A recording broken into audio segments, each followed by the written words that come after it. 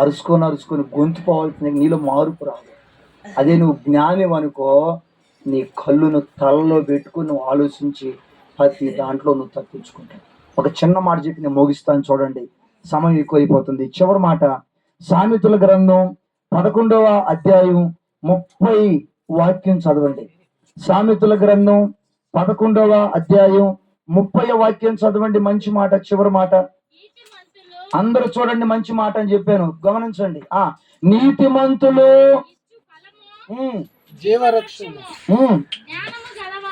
వినండి, జ్ఞానము గల్లవారు ఇతరులను రక్షించెదరు.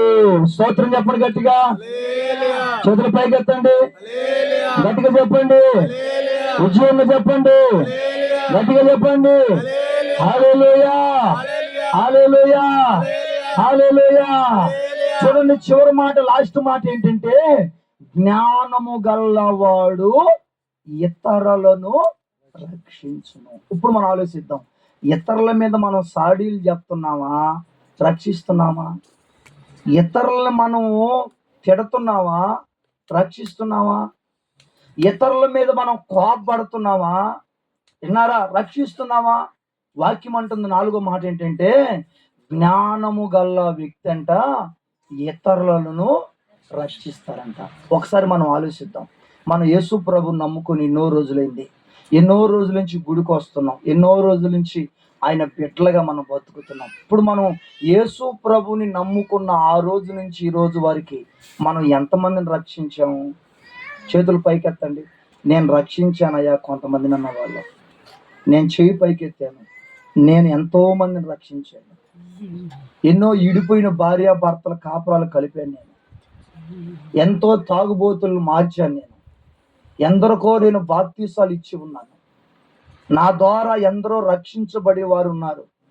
ఇప్పుడు నిజంగా జ్ఞానం కలిగిన వ్యక్తివైతే, నిజంగా నువ్వు జ్ఞానవంతురాలు అయితే, నిజంగా నువ్వు జ్ఞానవంతుడు అయితే నువ్వేం చేస్తావమ్మా చెప్పమ్మా?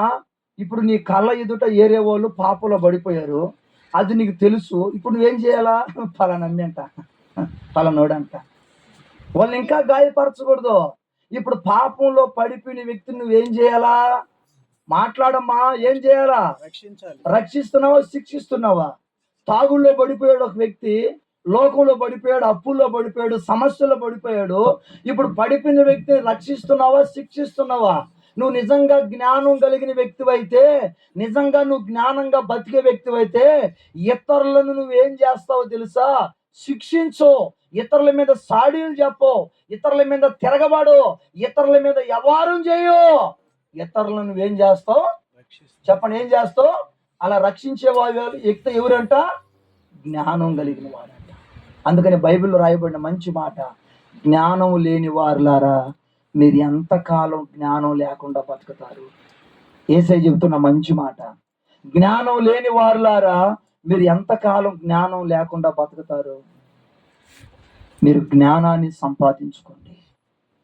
జ్ఞానాన్ని సంపాదించుకుంటే జ్ఞానం మిమ్మల్ని కాపాడుతుంది.